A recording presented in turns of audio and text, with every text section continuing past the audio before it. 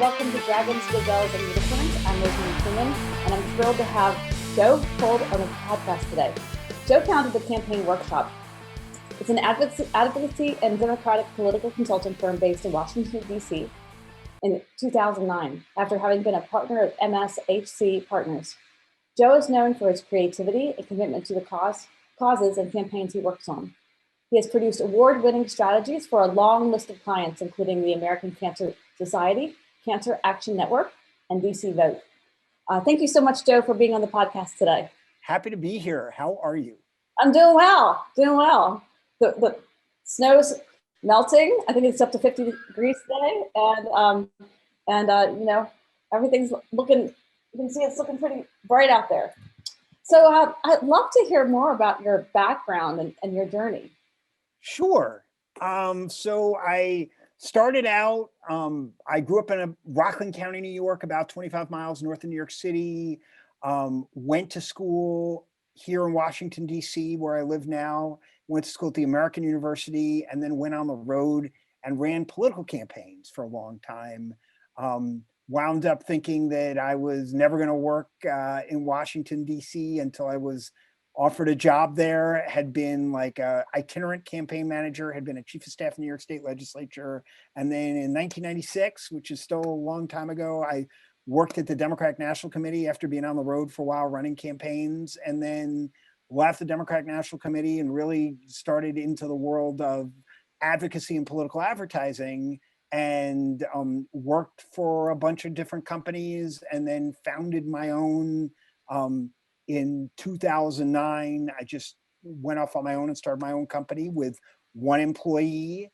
And now we have a dozen people who work for us. Company's called the Campaign Workshop, and it's a lot of fun. What gives you joy every day about your company?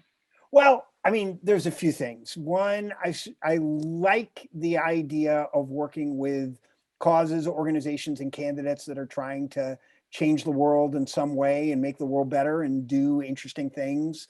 So I love that. I also love the idea of working with employees to help them sort of solve problems and work through creative challenges. And, I feel like as a president of a company, I have a few really core roles, and probably chief among them is to be a coach and to help people solve problems and work through problems that they have, which is great to one, create a better product. And it's nice being in the creative space where you get to brainstorm and work through different creative issues. But then the other thing is I find myself, the second job is sort of being recruiter in chief, is to find good people to come and work for me or to collaborate with. And so that's something also that I like to spend a lot of time on. It's been good. It's been a really fun journey and with interesting twists and turns. So yeah. Well, I have to tell you, I feel completely blessed with my team. I mean, it's awesome to have a great team that can take on the world. Basically, I think mine does. So I'm really thrilled to have a great team. What do you look for when you're recruiting? Okay, well, so I mean, we look for a bunch of things. I mean, first is we look for traits, right? I think I've grown probably over the last 5 years to really focus on traits versus skills, right? And really thinking about, there's that great book, The Ideal Team Player, which, where it really focuses on the idea of hungry, humble, and smart. And I think those are in an intersecting Venn diagram. And so when we're thinking about recruitment for people that are working for us directly, I'm thinking about that. We've done a lot around diversity and inclusion to really try and remove barriers from the way that we hire. So that includes, like, we have removed like college degrees as a requirement for every position in the company, and really think thoughtfully about how do we remove those barriers and be better at having a wide group of people. We've removed the idea that folks have to, during COVID, have to come into an office at all. And we redefined ourselves in March as a virtual company. We're going to continue to do that. And we are recruiting for a few roles right now. And we've gotten rid of any requirement to live in the Washington, D.C., Maryland, Virginia area, that people could live and work, anywhere. So So what are you recruiting for in case a listener wants to apply? So we have a marketing lead job that we're currently recruiting for. There'll be probably some other hiring that I'll be doing towards the summer and fall, but that's a job that we were hiring for. We do a lot of content as a company, so that marketing lead job's a pretty central job. We have a, you know, we have a blog where we have tens of thousands of people that come a month that come to our blog to read on content on advocacy and politics. So a person is in charge of that. We have a podcast that is growing. It's called How to Win a Campaign. And you can find that wherever you get your podcasts, but that's been growing. And then we also do content work for our clients.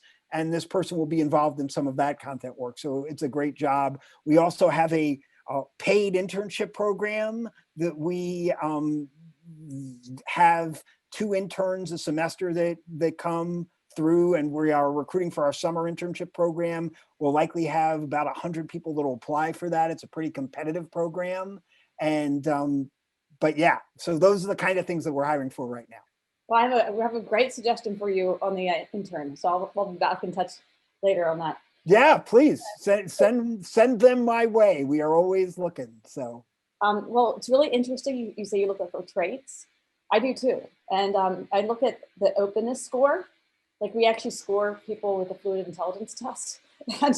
And you know, if they're not really open-minded, then they'll not work well with me. And we also look at the troublemaker score because they actually have to be a little bit of a troublemaker. interesting. And there's another score called agreeableness. Now, I prefer it to be a little bit agreeable, but not too disagreeable. But occasionally that score, you need to have some people that are a bit disagreeable. So so I don't get my way all the time. And so, right. I mean, we could do this entire podcast on tactics for hiring, and I would love to hear about the scores. I mean, we do things where we start with a low bar test, right? Where we give people a very basic sort of test to go through. We also work in a creative environment with that has a lot of detail. So like one of the things we do is everyone who works at Campaign Workshop has to pass a proofing test, which to me is like really important because we do digital advertising, direct mail. Those things can't go out with mistakes in them. Right, okay. So everyone needs to know how to proof. And Right.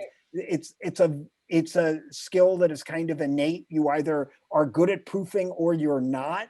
Yes. And you don't have that kind of detail, you're not going to be a good fit for us.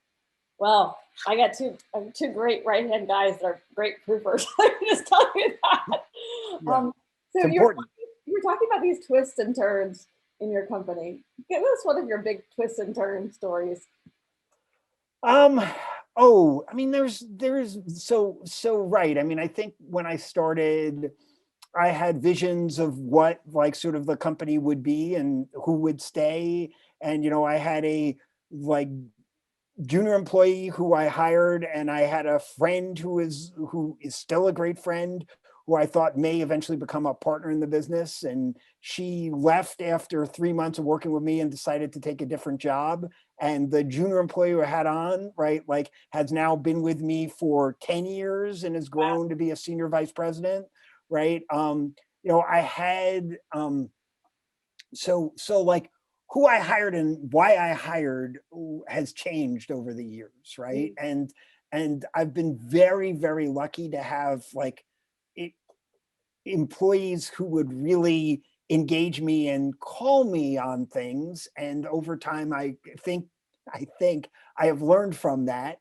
And so part of it has been, I think when I started, I would look at resumes and I would say, oh, this person has a great resume, and as opposed to, again, hiring for traits. And a great story I have is another employee who's been with me for 9 years who, you know, didn't go to a great school, not a bad school, but didn't go to like a big name school, but he had been a canvasser on the Obama campaign. He was a good writer, but he was working in a door factory in Kokomo, Indiana, Wow. running their back end. I needed somebody who was a production assistant, right? That's what I needed. And I needed someone who understood, who could do a little bit of QuickBooks work, who understood FileMaker, and like, it was really, again, it's the name of your show, like a unicorn. I was looking for someone who could do multiple little things. And this person could do those things. And there was someone else with a bigger resume who could do those things too. But one of the things that I had learned over the years is that peer interviews matter. And that, like, so I take a lot of stock in having the people who are going to be working with this person to interview people first, way before me, and tell me what they think. And I value their opinion.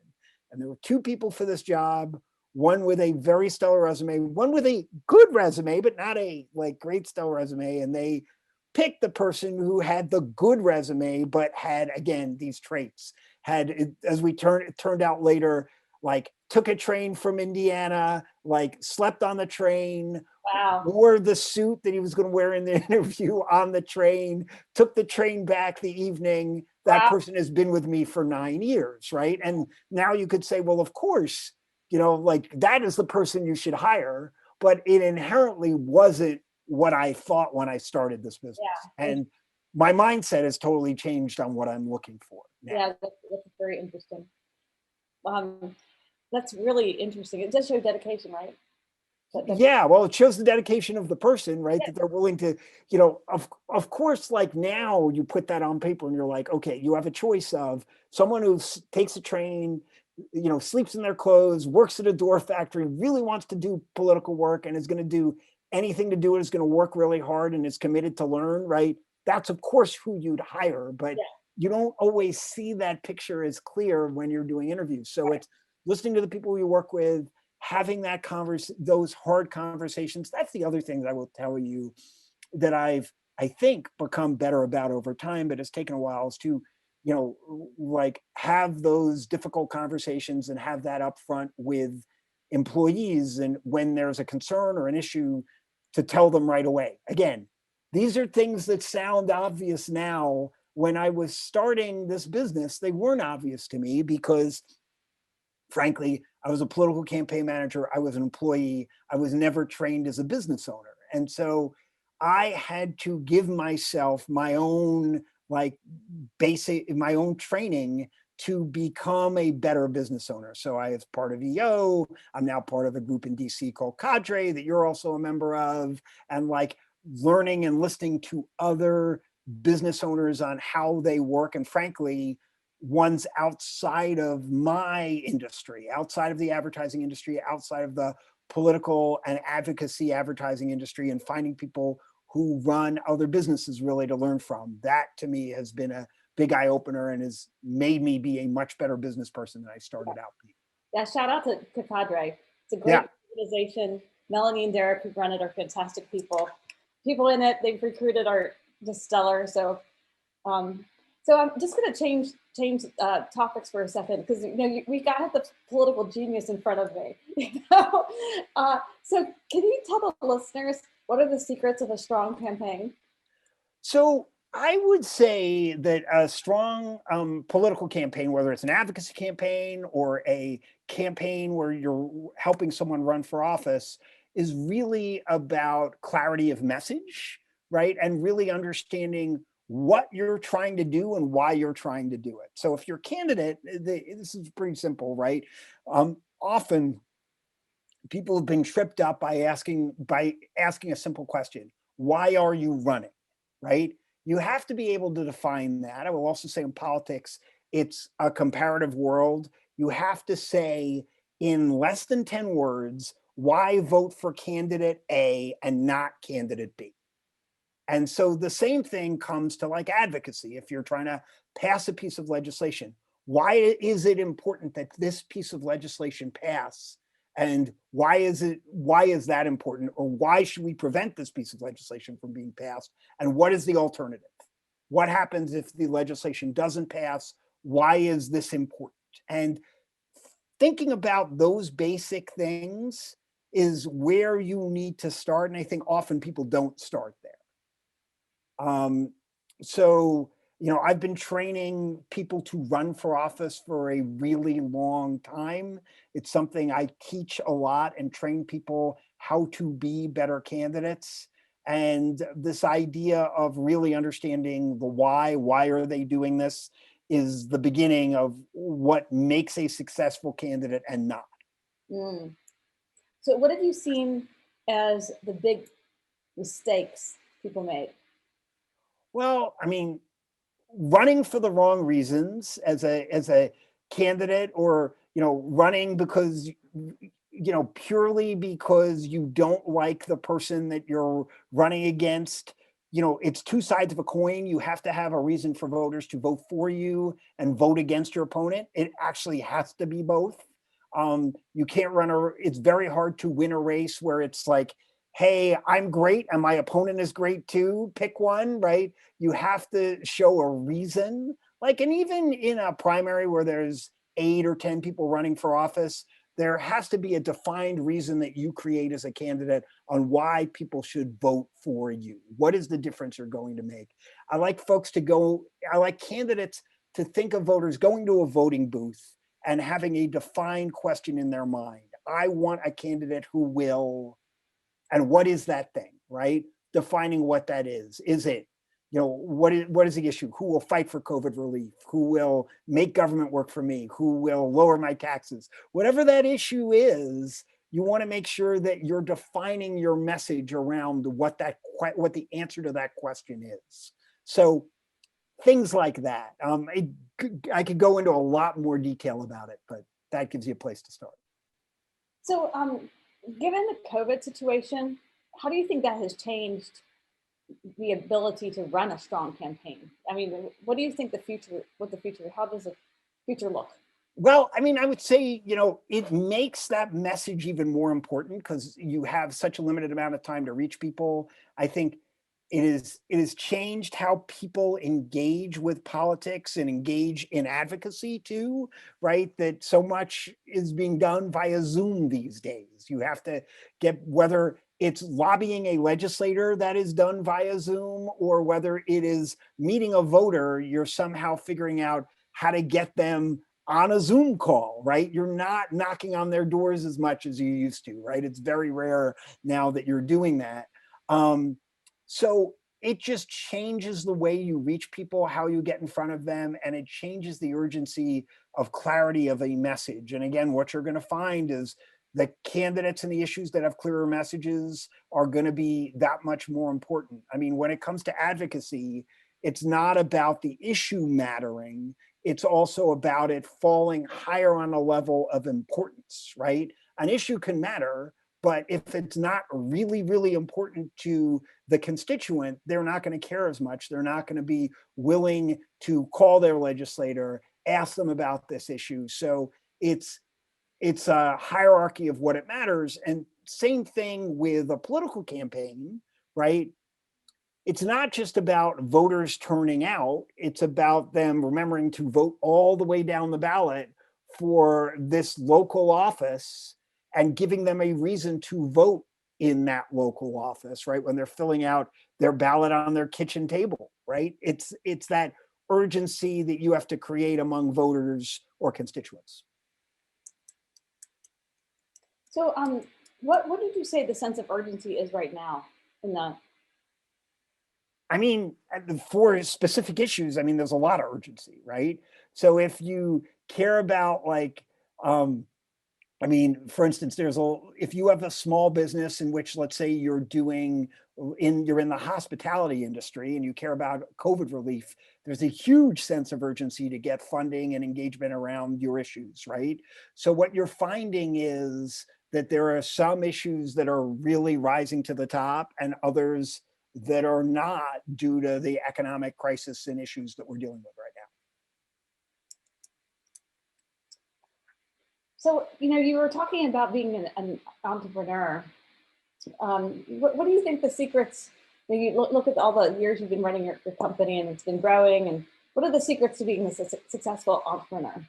Well, I think it's to listen, right? I think it's really to engage and to listen to your employees and then also listen to your clients, right? And it's really in connecting with them. And it's knowing that, when you have to like try and see around corners as best you can of what is happening next, right? I had no idea when I had like started this business. I always felt like the way to engage and build a creative product was to sit across the table and sort of work things out. And now over the past year, I've been doing creative meetings over Zoom calls. I never knew that that would be able to happen, and it's happened. It's been great. And I always felt like I needed that physical office space. And now I realize I don't need to have that anymore. So it's understanding, and when things change, being able to move with that. And then, finding other sort of people who are doing work that you find interesting and asking those questions.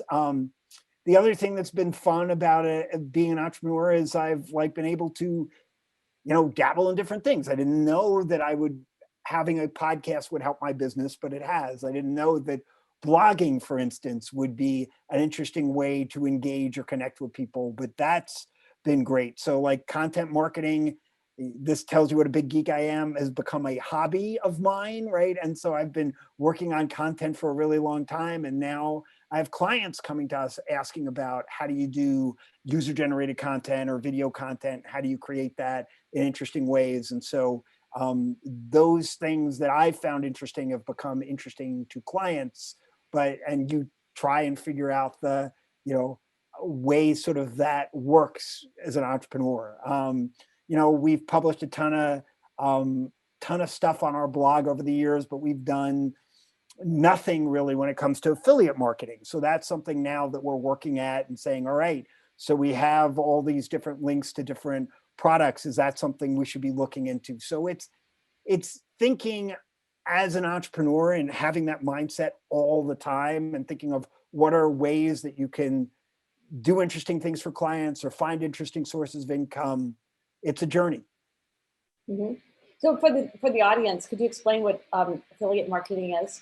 So affiliate marketing is like when you have like a link on your website and you can connect it to a product that someone could potentially buy. And again, I'll tell you, we're at a very early stage of doing this or optimizing that for our company, but that's something we're really looking into. But and again, you want to disclose, you want to let people know that you have these links on your site, but it's pretty a common occurrence right now for other businesses to do that. This is something new for us to do as a business. So how did you get growth for your podcast and for your blogs? So, I mean, the blog came first. We've been doing it for 7 years, maybe 8. So since 2003, right? Or not 2003, sorry, 2013. So I'm skipping a decade, but it's okay. I only started the business in 2009. Have to forgive me, right? But 2013 is when we started blogging. And really it was just me and a few employees writing what we thought about. And then I really started digging into the idea of writing about specific keywords that people in my world would care about. So for instance, we now rank for a lot of keywords around advocacy and politics that are very specific, right? That we write blog posts around. And when people search for those keywords, those terms, they then find us as a business. And then we have some very large specific pieces of content that we've created off of the blog content. So ebooks, infographics, those are all things that we've built over time, as well as different lists. We have a list of 100 campaign and advocacy tools that we curate. So those are all things that we've done over time, and it gets thousands of downloads a year that people come to and engage on this content and then engage with us. And then the podcast came out of just me working. One of the things we do as a company is we do political and advocacy training. And we actually have a training coming up at the end of this week that we do twice a year that is a sort of brand within a brand called TCW Advocacy that's specific on advocacy training, that we have folks from groups and organizations all over the country virtually come into this training. And through that training, we really had taught people. We also do training for political groups and have taught political organizations how to run better campaigns. And through that training work, we're like, oh, wonder when podcasts really started to take off. And frankly, this was like the winter right before COVID. We're like, hey, we should start doing a podcast. And then literally we launched it February of 2020 is when we launched the podcast.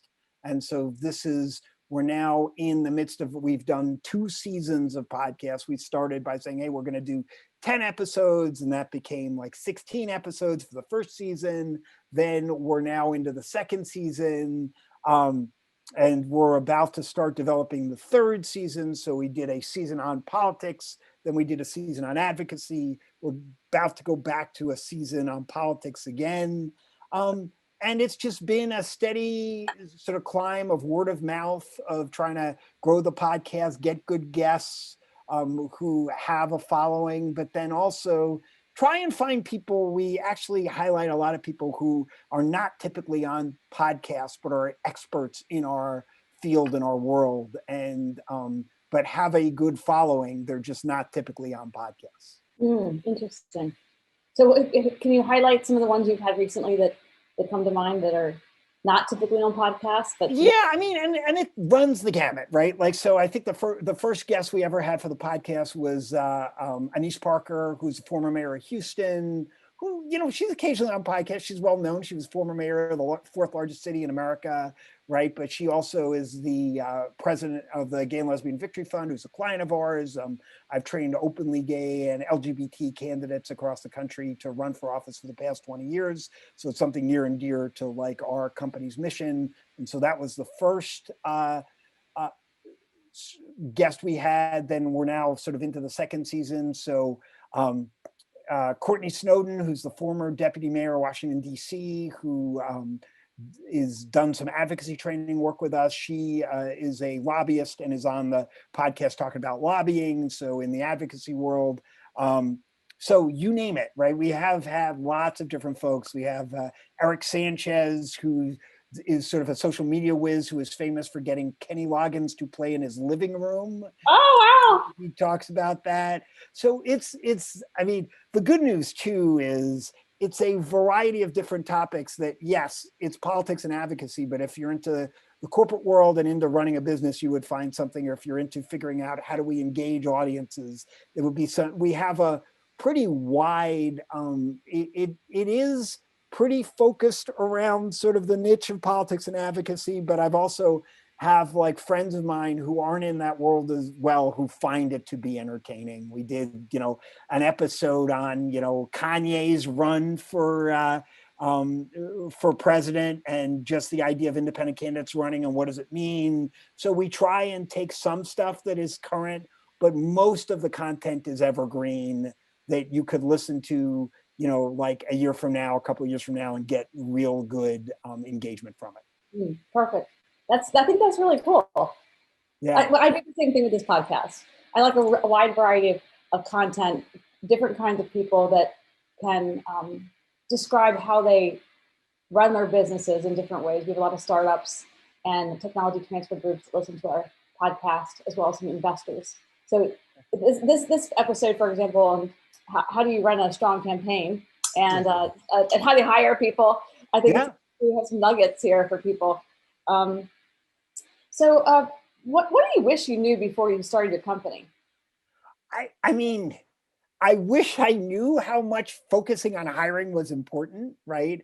I also wish I knew about like thinking about the right clients to choose, or also, I mean, I think I was good about that, but I wasn't as good as it right now. I think finding that fit of clients that fit you is so super important.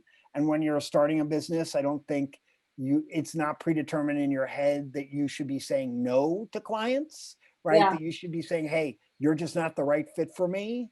And that's okay. And so I've done that quite a bunch, where I've, chased after business. And I'm like, you know what, this isn't the right fit. Go talk to this person. And I think that's okay. And I think you have to give yourself as a business owner freedom to turn down business. And that might sound really counterintuitive, but it's finding the right clients for you that's so important. So is there any other last nuggets you'd like to leave the audience with today, Joe? Wow. Well, no, I mean, I think we got through a lot. I'll see if folks want to get a hold of me. Like the website is thecampaignworkshop.com. If folks are interested in checking out the podcast, it's How to Win a Campaign, wherever you find your podcasts, and it's on Apple, Spotify, all of that. Check it out. And again, I just want to say thank you for giving me the opportunity to chat with you today. Oh, you're welcome. I just want to kind of highlight some of the key points that you made today. So for a strong campaign, you have to know why are you running. There should be clarity of messaging. The issue that you have has to be really important. So you have to kind of weigh, is it the most important? You need to create a sense of urgency and have a good reason for running. In hiring, peer interviews matter. That was a major thing. And don't just look at the paper. And then for good entrepreneurs, listen to your employees and clients, see around the corners. And when things change, just go with the flow, and you'll have to be able to pivot. Get the right fit of clients. Don't be afraid to turn down business. And some of the growth tips, writing about keywords, finding out what people are actually interested in. And where do people find your tools? The hundreds of tools that you. Oh, yeah, so they're all on the blog. We have like a list of ebooks. We have 11 ebooks we've published. We have the tools list that's up on the blog. So if you go to thecampaignworkshop.com, you'll find sort of on the navigation bar blog, and you'll also see all the ebooks, and check it out there. And don't forget thecampaignworkshop.com. All right. You got it. Thank you so much, Joe. Appreciate your time today. And hey, thanks